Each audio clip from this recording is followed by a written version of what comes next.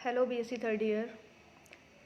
हम लोग बात कर रहे थे पायरोल की और हमने देखा पायरोल की स्ट्रक्चर्स के बारे में। उसका ऑर्बिटल डायग्राम देखा कि किस तरीके से हम उसे शो करते हैं, कैसे बनाते हैं, उसमें पाई इलेक्ट्रॉन किस तरीके से डिलोकेलाइज होते हैं।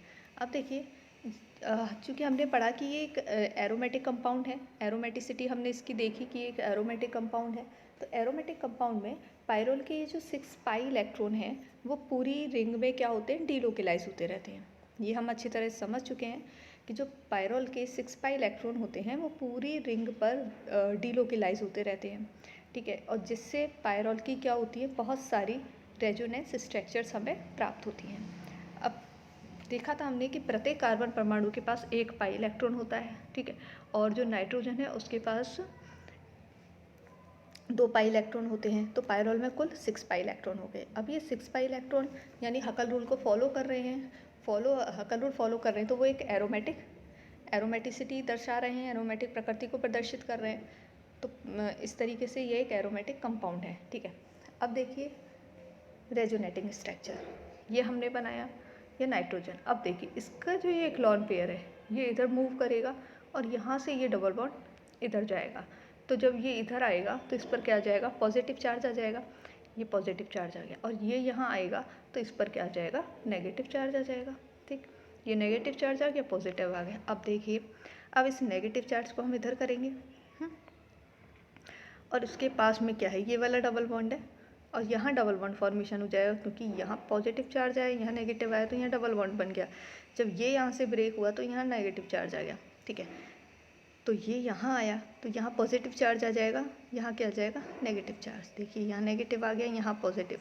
अब ये पॉजिटिव नेगेटिव मिलकर क्या बना लिया इन्होंने, बॉन्ड बना लिया और ये इस तरीके से यहाँ आ जाएगा।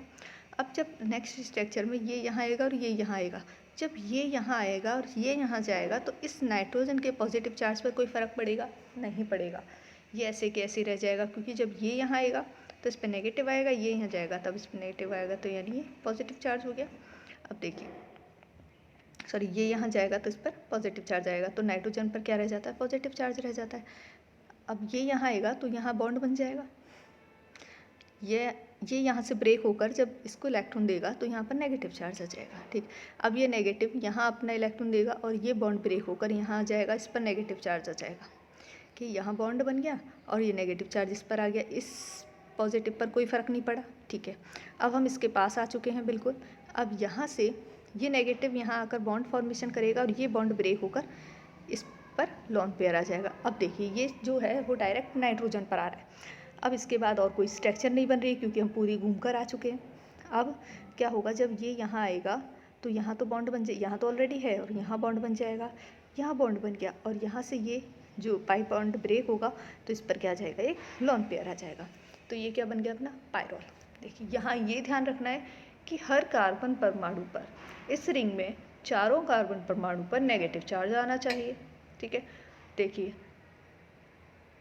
इस कार्बन पर आ गया, यानी ये C2 है, ये C3 है, ये सॉरी C1 है, C2 है, C3 है और ये C4 है, ठीक है।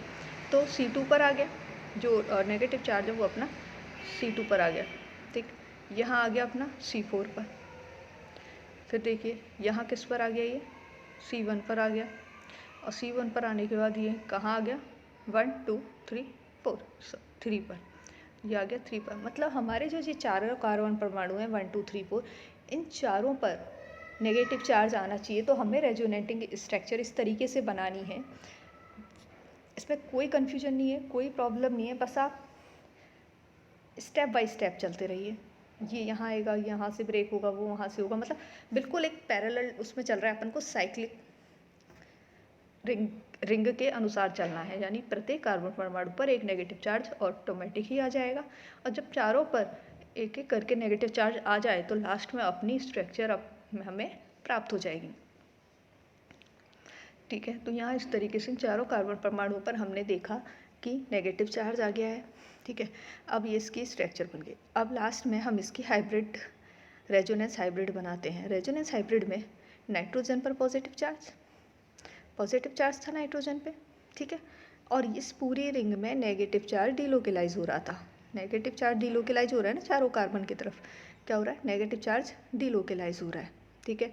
नेगेटिव चार्ज डीलोकेलाइज हो रहा है तो हम इसकी जो हाइब्रिड स्ट्रक्चर है वो इस तरीके से बना सकते हैं। इस पर पॉजिटिव चार्ज, इस पर delta negative, delta negative, delta negative और डेल्टा नेगेटिव, ठीक है। ये बन गया इसका रेजोनेंस हाइब्रिड स्ट्रक्चर। अब देखिए रेजोनेंस एनर्जी की बात करते हैं, तो इसकी जो पायरोल की जो सभी अनुनादी संरचनाएं हैं, इनका जो रेजोनेंस एनर्जी का मान होता है वो होता है 87.8 किलो जूल पर मोल, ओके।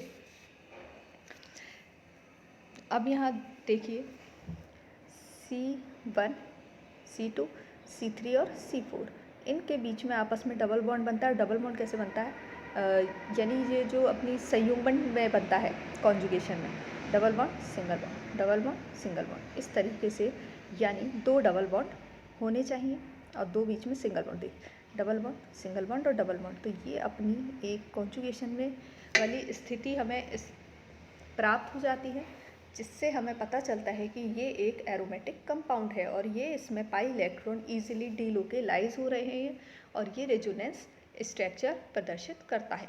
इस तरीके से यहाँ आज हमारा ये पायरोल फिनिश होता है। उसके बाद नेक्स्ट हम देखेंगे फ्यूरेन। फ्यूरेन के बारे में इसी तरह से जैसे हमने पायरोल के लिए पढ़ा था, methods of preparations, chemical properties, physical properties और फिर उसकी एरोमेटिसिटी, फिर उसकी स्ट्रक्चर, तो ये सब हम फ्यूरिन में भी पढ़ेंगे। तो यह पायरोल अपना फिनिश होता है, ओके। Thank you.